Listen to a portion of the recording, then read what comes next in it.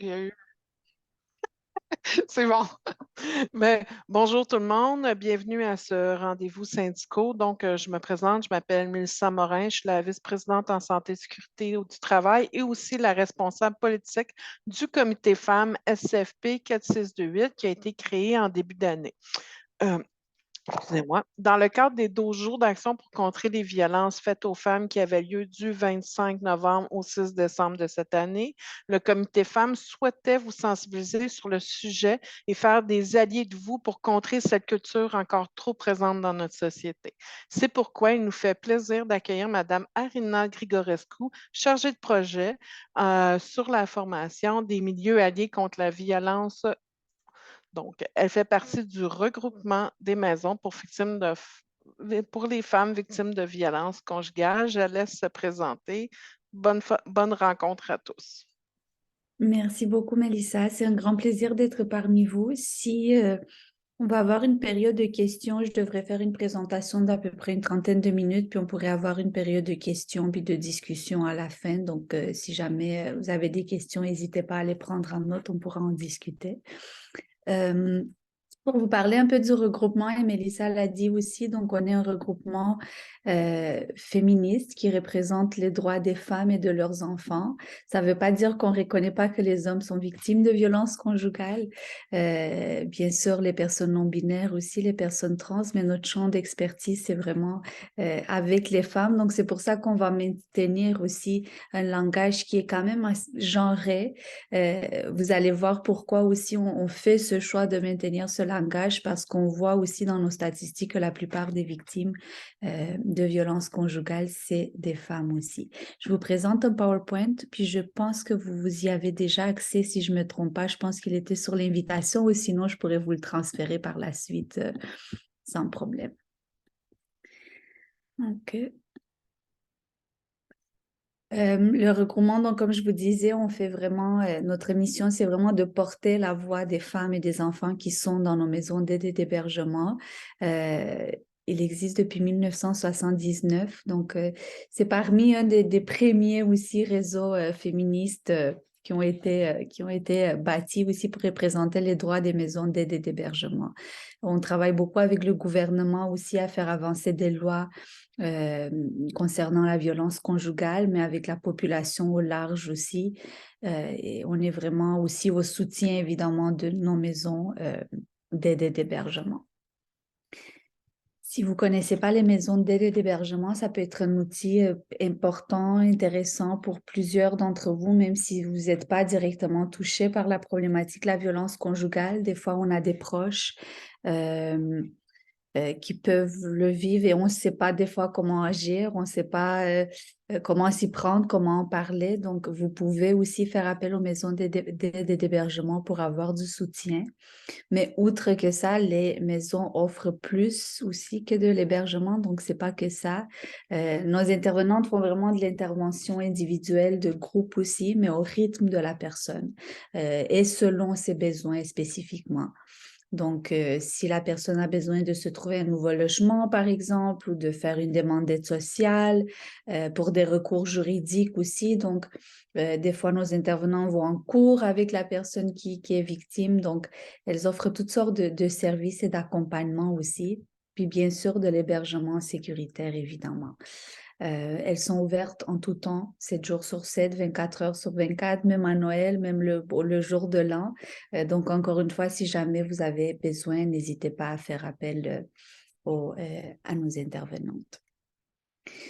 On va parler un peu aujourd'hui de violence conjugale. Donc, c'est quoi la définition de la violence conjugale? Qu'est-ce qu'on entend par la violence conjugale? L'impact, le contrôle coercitif aussi.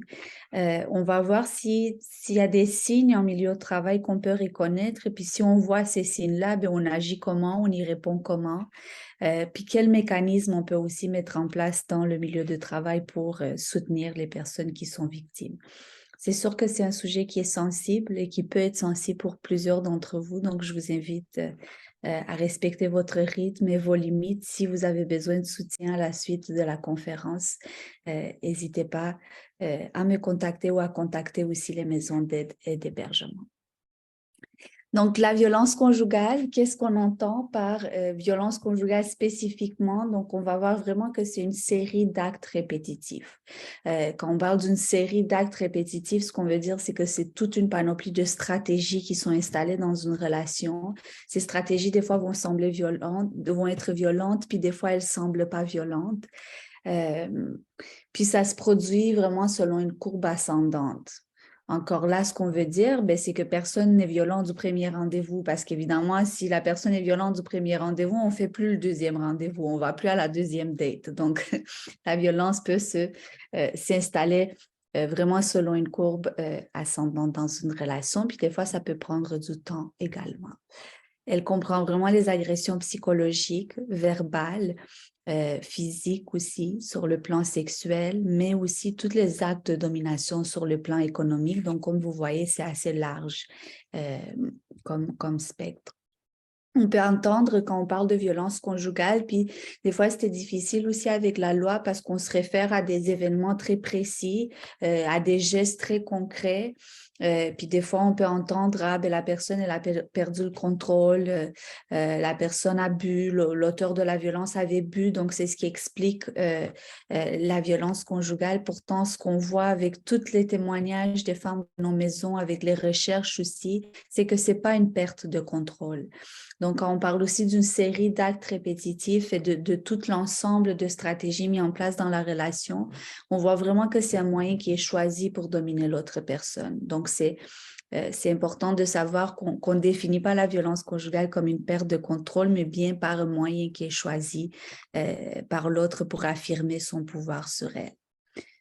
Des choses qu'on peut entendre aussi, c'est de dire ah ben ça se passe pas chez nous, pas dans notre culture, pas à mon âge, pas avec mon éducation. C'est pas le cas malheureusement, donc on voit vraiment qu'elle se manifeste dans tous les types de relations, indépendamment de l'âge, de l'orientation sexuelle, de la nationalité, de la culture, de la religion. Ce qu'on va voir, comme je vous disais au début aussi, ça c'est au Canada, les chiffres que vous voyez sur l'écran, mais partout dans le monde également, c'est bien le cas de voir que la plupart des victimes qui sont victimes de violences conjugales sont des femmes. Ici au Canada, on voit 8 victimes sur 10 qui sont des femmes. De plus, les femmes autochtones, les chiffres sont complètement différents. Quand on va parler aussi des personnes en situation de handicap, les formes de violence vont complètement changer aussi. Des fois, c'est de dire, tu n'as plus accès à ta chaise, tu n'as plus accès à ta canne, je te donne plus les médicaments. Les personnes qui sont en situation d'immigration aussi, donc tout ce processus d'immigration, les choses peuvent être d'autant plus complexes aussi. Donc, sachez que ces différents groupes aussi peuvent vivre un taux plus élevé de victimisation. Ça peut être plus difficile pour eux de chercher des ressources aussi, puis d'avoir des ressources adaptées à leurs besoins aussi. Et on aime beaucoup parler également du contrôle coercitif pour élargir un peu le spectre des définitions des violences conjugales parce que, comme je vous disais au début, on avait parfois de la difficulté à dire ben, qu'est-ce que c'est la violence conjugale si ce n'est pas un geste concret. Parce que là, on s'est rendu compte que ce n'est pas un geste concret, c'est toutes sortes de stratégies qui vont être mises en place. Et le contrôle coercitif nous permet un peu de comprendre tout ce continuum de violence qui est exercé dans une relation par l'auteur de la violence, puis souvent de façon répétée et continuelle. Quand on parle du contrôle coercitif, c'est vraiment le but, c'est d'établir et de maintenir une domination sur la personne victime, donc en la privant de ses droits, de ses ressources des fois. Puis on parle d'une prise de contrôle qui est insidieuse, donc elle n'a pas besoin de bleu ni de coups pour s'exercer. Je vais vous montrer une vidéo qui a été faite en Écosse pour décrire un peu le contrôle coercitif. Ça va vous donner des exemples concrets aussi de qu'est-ce qu'on entend par ce contrôle coercitif, puis vous allez voir que des fois, c'est des choses que de l'extérieur, ça semble tout à fait normal, mais on ne se rend pas compte toute la pression et la violence qui est installée dans la relation. Vous allez voir aussi qu'avec le contrôle coercitif, la particularité, c'est les règles changeantes. Donc, ça veut dire que la personne ne sait jamais à quoi s'attendre, parce qu'aujourd'hui, c'est une règle, elle doit respecter une règle pour faire plaisir à son conjoint, mais le lendemain, ça va être une autre règle. Donc, ça va faire en sorte que la personne qui est victime, sa prise de décision est toujours influencée par la peur. Elle a toujours l'impression de marcher sur des œufs, elle a toujours la honte et le doute de ses propres pensées, de ses opinions, puis ses sentiments aussi, parce qu'elle est constamment rabaissée dans tout ce qu'elle fait. Puis au-delà d'avoir donc d'être rabaissé, ben, il va avoir des règles. Aujourd'hui, il faut que tu m'appelles 5 fois par jour, mais si demain tu l'appelles 5 fois par jour, c'est plus bon, la règle a changé. Donc, ça fait en sorte, encore une fois, que ça élimine aussi le sentiment d'individualité chez la victime. Puis, comme je vous dis, ça fait en sorte qu'elle est toujours influencée par la peur dans toutes ses décisions. Donc, je vais vous partager la vidéo. J'arrête pour un instant mon partage d'écran. C'est une vidéo qui a été faite en Écosse. Donc, vous allez entendre qu'ils disent qu'en Écosse, le contrôle coercitif est criminalisé. C'est le cas en Écosse, en Angleterre et au Pays de Galles. Ce n'est pas le cas ici au Canada. On travaille fort pour le faire aussi, mais ce n'est pas le cas. Donc, juste sachez que ça ne s'applique pas pour nous au Canada, mais on trouvait la vidéo excellente pour vraiment décrire le contrôle coercitif. Donc, je vous partage à l'instant.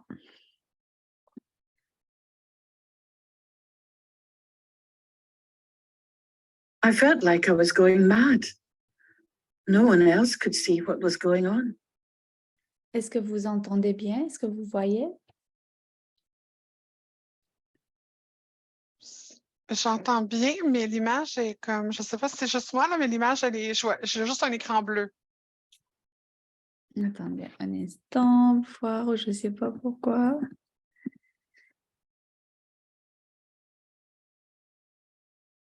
Bleu, j'ai dit bleu, hein, mauve. Je sais plus mes couleurs. Donnez-moi un instant, juste une seconde, s'il vous plaît, parce que je ne sais pas qu'est-ce qui s'est passé ici. On va faire en sorte que ça fonctionne.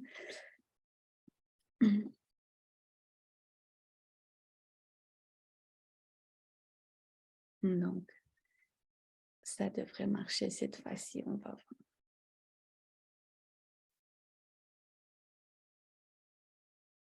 Tu me diras, Christine, si ça fonctionne. I felt like I was going mad. No one else could see what was going on. Non, moi, je vois vraiment encore juste un écran mauve. Oh là là. Attendez. Parce que je vois qu'il y a une option ici, mais je ne sais pas c'est quoi cette option-là. Donc, peut-être à cause de l'enregistrement, c'est possible. Ah, peut-être. Mais est-ce que, si vous voulez, je pourrais le mettre dans l'envoi, parce qu'habituellement, on envoie un courriel et je pourrais l'ajouter, comme ça, ils vont pouvoir aller le visionner. Sans problème, on va faire ça comme ça. Désolée. Donc, je vous ai créé des attentes, puis finalement, vous ne pouvez pas le voir tout de suite, mais vous pourrez le voir par la suite. Vous allez voir, c'est vraiment intéressant de voir les manifestations du contrôle coercitif. Intéressant, c'est triste, bien évidemment. Mais on voit des fois comment c'est subtil. Et nous, on entend aussi des fois beaucoup de témoignages de la part des gens, puis surtout de la part des victimes qui ont de la difficulté à faire reconnaître qu'elles sont victimes de violences conjugales parce que de l'extérieur, l'auteur de violence ne semble pas violent. Puis les stratégies mises en place de l'extérieur, ben, ça ne semble pas si grave parce que on va arriver à parler justement de la violence conjugale en milieu de travail. Puis on voit par exemple le conjoint violent qui vient porter un café sur le lieu du travail. Mais de l'extérieur, c'est bien gentil. Puis on se dirait, ben moi aussi, j'aimerais ça que mon chum vienne m'apporter un café. Tu sais, le midi, c'est bien gentil. Mais on n'a pas le contexte en arrière et on peut sentir peut-être le malaise de la personne qui est mal à l'aise que son conjoint se présente sur les lieux du travail. On voit que c'est une stratégie de contrôle, de surveillance aussi. Donc, encore une fois, le contrôle coercitif nous permet de déceler certains signes aussi, de comprendre vraiment toute la panoplie de stratégies qui sont mises en place dans une relation de violence conjugale. Puis on sort aussi de l'idée que la violence conjugale, c'était que de la violence physique. Il faut qu'il y ait la violence physique pour la considérer. Non, on parle vraiment de quelqu'un qui n'a plus le droit des fois de sortir, n'a plus le droit de parler avec des amis, n'a plus le droit d'aller au travail parfois. Donc, on voit toutes sortes de stratégies pour vraiment limiter la liberté de cette personne. Les gens se demandent souvent aussi, c'est une question qu'on nous pose souvent, mais comment ça elle reste? Pourquoi elle reste encore avec? Sans réaliser aussi toute la complexité de quitter un conjoint violent, puis sans savoir aussi que quitter un conjoint violent ne met pas fin à la violence. Donc, la violence post-séparation est des fois même plus intense. Donc, on voit qu'après une séparation, un divorce, le conjoint violent peut continuer à menacer, harceler ou attaquer physiquement son ex-partenaire. Des fois, on entend des témoignages quand même 15 ans après, lorsqu'il y a des enfants, la violence continue, même si le couple n'est plus ensemble. On voit également ici au Canada, 67% des homicides survenus en contexte de violence conjugale ont eu lieu alors que le couple était séparé ou en instance de séparation. Donc, sachez que le moment de la rupture, c'est un des moments les plus dangereux pour les victimes de violences conjugales. Elles ont besoin de beaucoup de soutien à ce moment-là. Puis c'est vraiment, nos intervenants, nous en maison, vont jamais pousser une femme à quitter son conjoint. Donc, elles vont jamais faire ces interventions-là parce qu'elles comprennent la complexité de la chose. Puis il faut vraiment que le choix vienne de la personne qu'on accompagne. Donc, on ne peut pas imposer des actions à quelqu'un. Des fois, on est bienveillant, puis on pense bien faire, puis on se rend compte que ça peut être plus nuisant pour la personne que de lui faire du bien. Donc, on voit dans certains cas que des personnes victimes ont décidé de rester dans une relation où il y a de la violence conjugale parce qu'elles jugent que c'est plus sécuritaire d'y rester que de quitter. Vous imaginez aussi toutes les menaces qui sont mises en place au moment de la rupture. Donc, tu me quittes, si tu me quittes, je me tue. Si tu me quittes, je te tue. Si tu me quittes, tu perds les enfants. Si tu me quittes, je te retourne au pays. Si tu me quittes, je prends la garde des enfants. Si tu me quittes, tu perds ton argent. Donc, il y a toute une panoplie de menaces aussi qui vont être mises en place dans la relation. Et quand on se retrouve dans le cycle de la violence, des fois, après les agressions, il y a aussi la lune de miel où le partenaire redevient celui que la personne avait connu. Donc, des fois, c'est difficile de se sortir de ce cycle-là, même pour voir d'autres options qui peuvent être possibles. Donc, si jamais vous avez des proches ou des collègues qui veulent faire ce pas-là puis vivre la violence conjugale, sachez encore une fois que c'est un moment vraiment où elles ont besoin de beaucoup, beaucoup de soutien et de présence, puis que ça peut être des moments très, très dangereux pour les personnes. Maintenant, pour les définitions un peu de violence conjugale, c'est sûr, en bref, on a fait un peu le tour. Comme je vous dis, si jamais vous aurez des questions, on pourra y passer après la prochaine section. Pourquoi on aborde cette question en milieu de travail? Bien, on s'est rendu compte au regroupement aussi par les maisons aussi d'aide et d'hébergement qu'on accompagne que ça a des impacts directs sur le milieu du travail. Donc, on a vu certains cas où les personnes victimes, des fois, elles perdent leur emploi parce qu'elles ont des conséquences directes. Des fois, elles ne peuvent plus se rendre au travail. Des fois, elles ont des retards. Vous allez voir un peu plus tard les impacts aussi. Et on s'est rendu compte que les employeurs doivent gérer aussi avec des questions puis de protéger des victimes de violences conjugales. Donc, on voulait vraiment créer un programme qui peut aider les syndicats et puis les employeurs québécois à créer un milieu de travail qui est sécuritaire et aidant pour toutes les victimes. Donc, c'était vraiment notre intention aussi avec ça. Il y a eu la loi l'année passée dont je vais vous parler aussi qui a passé sur la loi sur la santé et sécurité qui oblige maintenant les employeurs à protéger les victimes de violences conjugales, mais pour nous, on avait vu le besoin bien avant aussi. Une autre raison qui a motivé toute notre mise en place de ce programme, c'était d'offrir la possibilité à ces femmes aussi de garder leur emploi, parce que pour certaines d'entre elles, on voyait s'il y avait des conséquences directes des mesures disciplinaires à cause d'une situation de violence conjugale. Elles perdaient leur emploi. Plusieurs d'entre elles ont perdu leur emploi. Donc, puis vous pouvez vous imaginer à quel point sécurité financière est importante lorsque tu es dans une relation de violence conjugale. Donc, c'était vraiment l'objectif aussi de notre programme. Ici en Ontario, la loi pour les employeurs a passé depuis 2009, en fait. Donc, nous, ici au Québec, on était vraiment en retard, pas plus en retard que d'autres provinces, mais quand même plus en retard que certaines d'autres. Parce qu'en fait, en Ontario, en 2005, il y a eu un cas où une infirmière a été tuée à proximité de ses lieux du travail par un médecin avec qui elle sortait.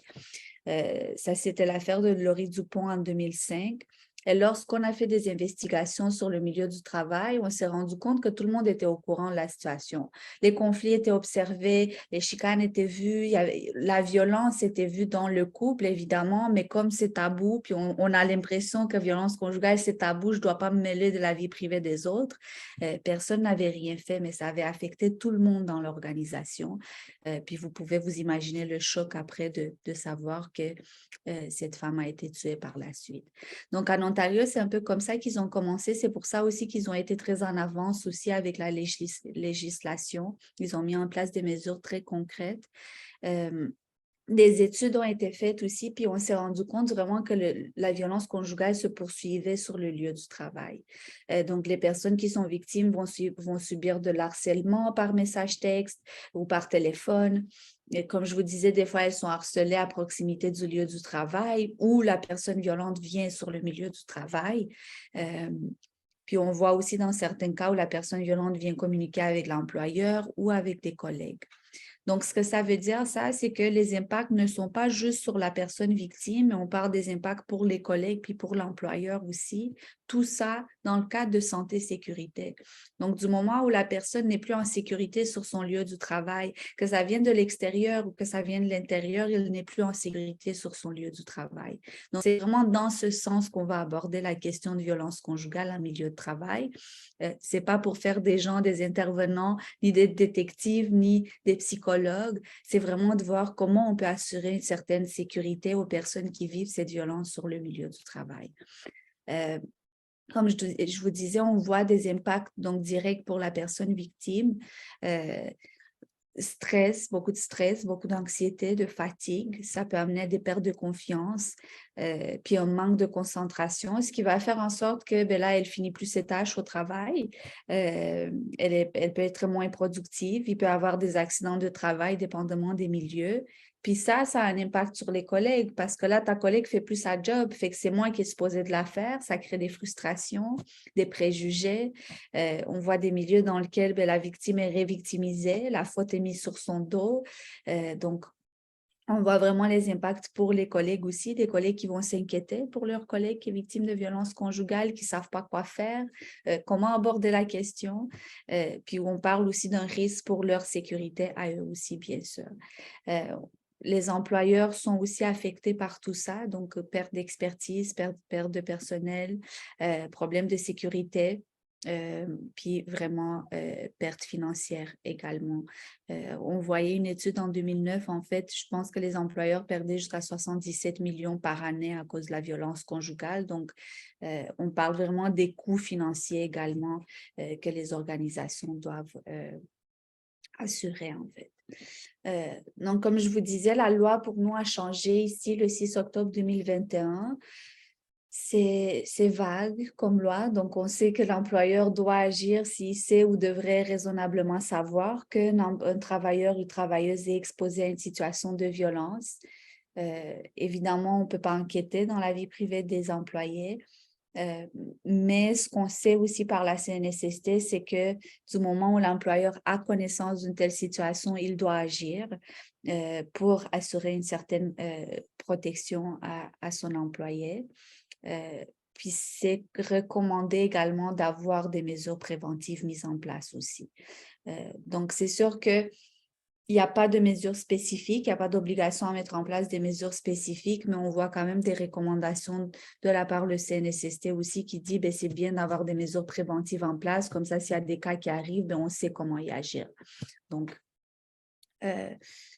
Puis évidemment, comme je vous disais, ben, s'il y a un dévoilement, si une employée demande de l'aide, l'employeur est obligé d'agir. De quelle manière, on ne le sait pas encore parce qu'il y a eu quelques cas, on commence à avoir des cas dans les milieux de travail où il y a eu des demandes d'aide, mais c'est encore tout nouveau comme projet de loi aussi. Donc, on n'a pas des décisions de la Cour encore, on ne sait pas trop de quelle manière ça va être géré spécifiquement. Mais chaque situation, je pense qu'elle sera unique, puis elle va être regardée selon vraiment le contexte spécifique.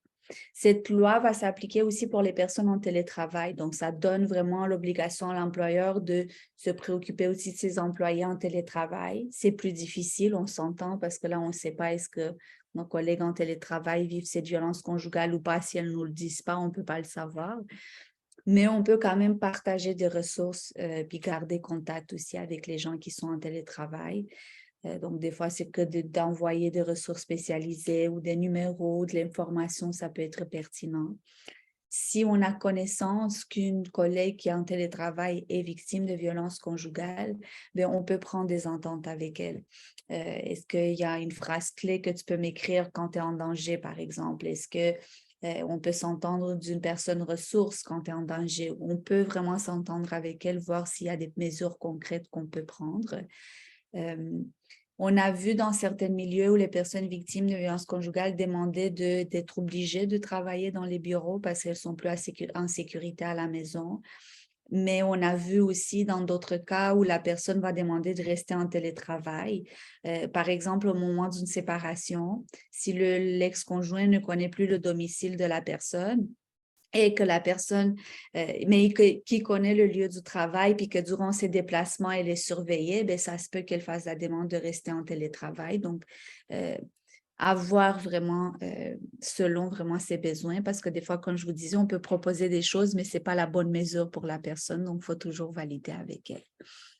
Si on est sur le lieu du travail, on va observer quelques signes, puis je ne vous donne pas ces signes pour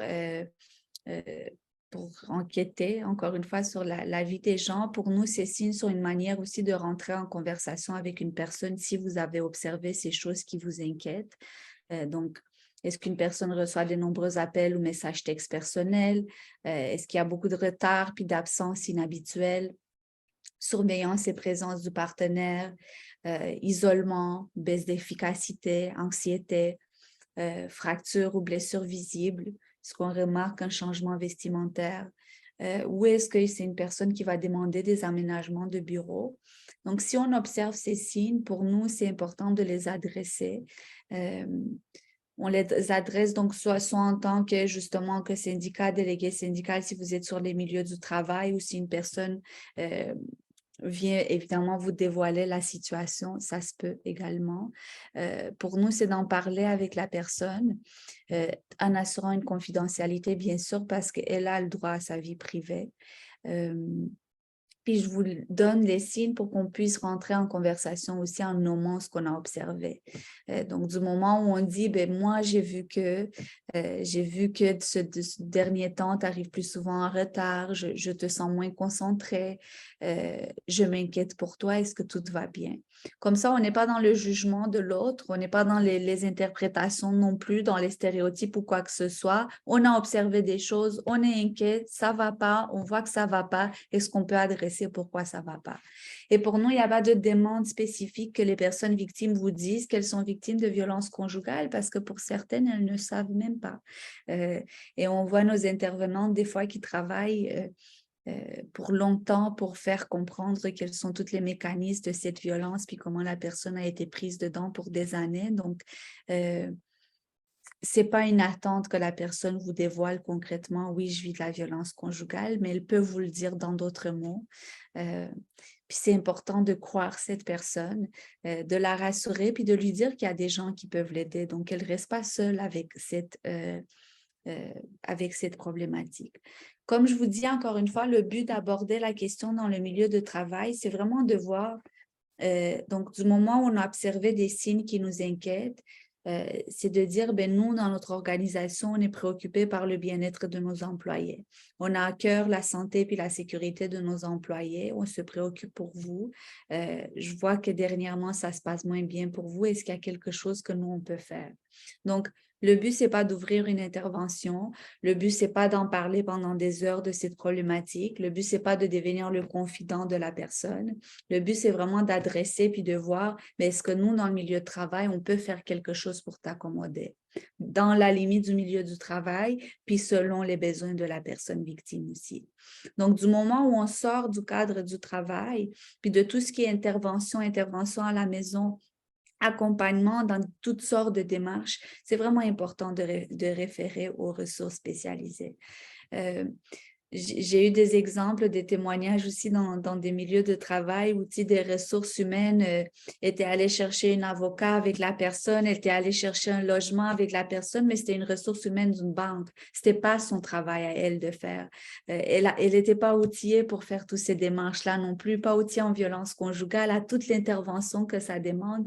C'est pas la job des milieux de travail de faire tout ça. Donc, c'est important aussi de reconnaître les limites de chacun, puis de savoir, ben nous, notre rôle ici, c'est d'adresser ça comme ça. Comme je vous dis, des interventions en violence conjugale, ça peut prendre des années. Puis on peut aider quelqu'un, puis la personne va revenir avec son conjoint, puis là, on peut être frustré. Ça peut créer toutes sortes de sentiments en nous aussi. Donc, ne mettez pas tout ce poids sur vos épaules. Dirigez vers les ressources spécialisées. Maintenant, le but sur le milieu du travail, c'est de voir, ben, est-ce qu'il y a des mesures qu'on peut mettre en place pour la personne victime? Puis les mesures ne sont pas si compliquées que ça, donc on n'est pas obligé de changer toute la manière de travailler pour cette personne. C'est vraiment de voir, parce que souvent, ce qu'on va voir, c'est que ces personnes ne sont plus en sécurité ni au travail. Donc, si elles sont harcelées, si elles sont suivies, on va voir qu'il y a vraiment un risque pour leur sécurité sur le milieu du travail. Donc, les ressources qu'on peut offrir sur le milieu du travail, c'est pour assurer une certaine protection pour la travailleuse.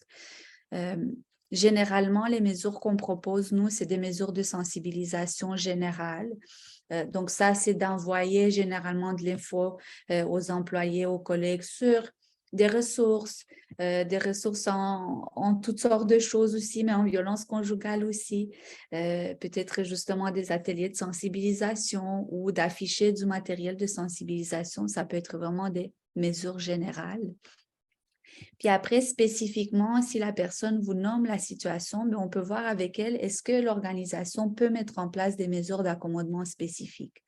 Donc, par exemple, est-ce qu'on peut offrir, je sais que certains syndicats essayent de négocier, puis je dis essayent parce que c'est difficile de négocier, mais ils essaient de négocier 10 jours de congés payés pour les personnes victimes de violences conjugales. C'est des longues négociations, puis ça prend du temps, puis c'est pas facile à obtenir, mais ça, c'est une question qui peut s'être posée aussi. Pour l'instant, la loi nous offre 2 jours de congés payés pour les victimes de violences conjugales. C'est sûr que si tu veux quitter un conjoint violent, te trouver une école pour tes enfants, un nouvel endroit pour vivre, 2 jours, c'est pas assez. Donc, à voir si c'est une possibilité. On a vu dans certains cas où la personne est harcelée sur le milieu de travail, par exemple par un ex-conjoint parce qu'il connaît le numéro du travail, bien, des fois, c'est pertinent de changer ce numéro de travail. Mais des fois, ce n'est pas pertinent parce que si la personne est avec encore, puis on change le numéro du travail, bien, ça se peut que le conjoint violent soit fâché à la maison, donc ce n'est pas la bonne mesure. Donc, toutes ces mesures, encore une fois, que je vous offre, c'est vraiment afin de voir avec la personne victime ce qui est le mieux pour elle. On a vu dans certains cas aussi où ça peut être pertinent d'offrir une possibilité de muter de poste ou de modifier des tâches. Donc, quand la personne n'est plus en mesure, elle est trop épuisée, elle n'est plus en mesure de bien mettre à terme ses tâches, est-ce qu'il y a possibilité dans l'organisation à modifier pour quelque temps ces tâches? Flexibilité d'horaire, comme je vous disais avec le télétravail, donc est-ce qu'on peut être flexible à ce niveau-là ou des fois les personnes vont dire est-ce que je peux commencer 15 minutes plus tard, 15 minutes plus tôt parce que là, on commence à la même heure, ils me surveillent à ces heures-là, donc ça peut être une mesure qui peut être pertinente. D'offrir la possibilité aux personnes de contacter la police, des intervenants, des avocats sur leurs heures de travail. Souvent, ça ne peut pas se faire de la maison. Exemption de mesures disciplinaires ou si ce n'est pas une exemption, c'est de voir avec la personne qu'est-ce qui pourrait l'accommoder le mieux.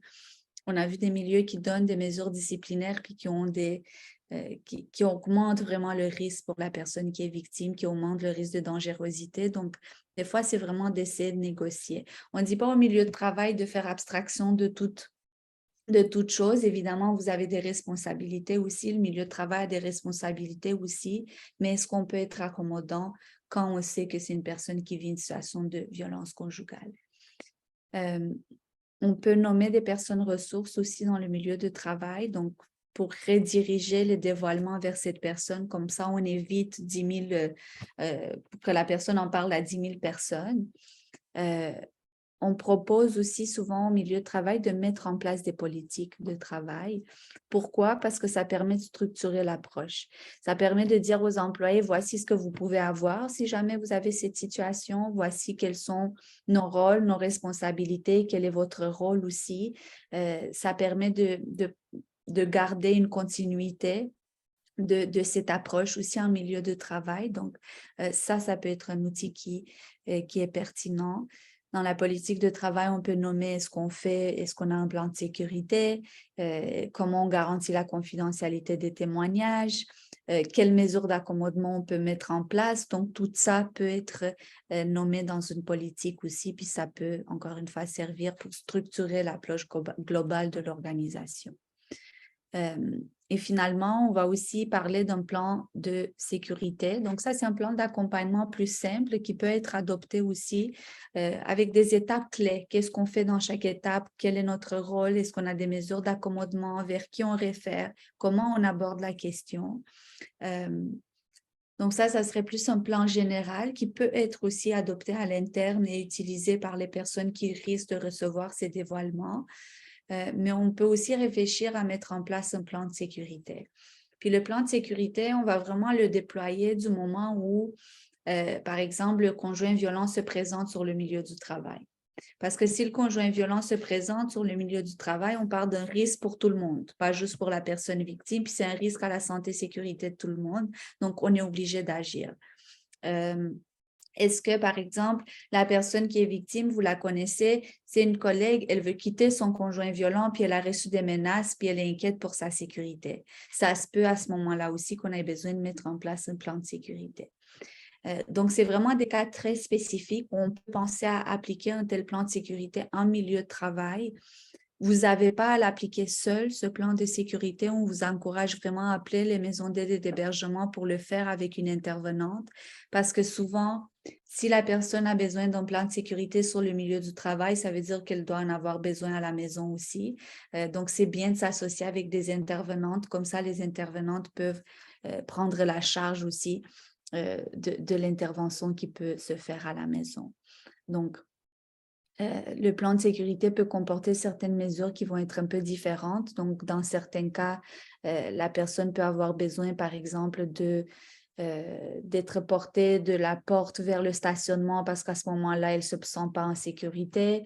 Des fois, c'est de rentrer par une autre porte peut-être ou vraiment toutes sortes de mesures aussi que vous pourrez voir aussi. Je ne sais pas si... j'ai envoyé le guide pratique aussi, mais je pourrais vous l'envoyer par la suite. Donc, vous pourrez voir, on a toutes sortes d'exemples aussi de mesures, puis de modèles de plans de sécurité, de modèles de politique de travail, de modèles de plans d'accompagnement. Donc, si jamais vous voulez les adopter, les proposer aussi, vous pourrez les utiliser. Et c'est sûr qu'en tant que syndicat, on sait que c'est l'employeur dans l'organisation qui a le pouvoir d'agir puis de prendre les mesures, mais en tant que syndicat, on peut quand même se former sur ces questions de violence conjugale, puis de tenter des fois d'influencer les employeurs parce qu'ils ont une obligation maintenant d'agir. Donc, on peut accompagner la personne victime lors des discussions avec l'employeur, puis vraiment mettre l'emphase sur le respect aussi des décisions de l'employé qui est victime de violences conjugales. Comme je vous disais, on voit des syndicats qui tentent de négocier des clauses de convention collective aussi pour les victimes de violences conjugales. On a vu le syndicat Unifor aussi justement qui a créé des postes d'intervenantes aussi sociales auprès des employés. Donc, On peut aussi connaître justement les mesures d'accommodement que je vous proposais si jamais c'est nécessaire d'en parler à un employeur pour tenter d'accommoder une personne qui est victime. Puis bien sûr, comme c'est aussi dans votre mission de prévenir les risques liés à la violence sur la santé et sécurité de tout le personnel. Donc, c'est quelques pistes de réflexion aussi. Puis c'est sûr que ça prend souvent un travail d'équipe avec les employeurs, les ressources humaines aussi pour appliquer ce genre d'outils. Je vous dirais que généralement, ça fait peur aux employeurs parce que c'est une problématique qui semble abstraite pour eux ou vraiment de l'ordre privé. Puis du moment où on arrive aussi que c'est un risque de violence, que c'est un risque de santé-sécurité, la CNSST va traiter ça comme tous les autres risques de santé-sécurité sur le milieu du travail. Donc, on sort un peu de la sphère privée, puis on l'adresse sur le milieu du travail. Donc, des fois, ça enlève les peurs aussi, puis les craintes des employeurs qui se disent qu'est-ce que je suis supposée de faire avec cette problématique. Et voilà, pour mon côté, je vous ai bombardé d'informations. Est-ce que vous avez des questions, des réflexions suite à toutes ces informations que je vous ai partagées? Mélissa, oui. Merci beaucoup, Arina, pour ta présentation. C'était très éducatif, puis j'ai beaucoup aimé ça parce qu'en ce moment, on travaille avec l'employeur justement à mettre une politique pour contrer la violence conjugale en place, puis aussi à mettre des procédures. Fait que je vais pouvoir m'inspirer grandement de tout ce que tu nous as présenté, puis l'intégrer et le proposer à l'employeur. Nous, on est quand même 23 000 employés là, dans notre établissement. Fait que je suis certaine que il faut justement là, montrer que ça existe, qu'on est au courant que ça existe pour que les gens osent le dire qu'ils en sont victimes et aillent chercher les ressources. Fait que merci beaucoup. Là, ça m'a beaucoup outillé ta présentation là, pour la suite des choses qui s'en viennent pour moi. Merci beaucoup, Mélissa. Puis comme je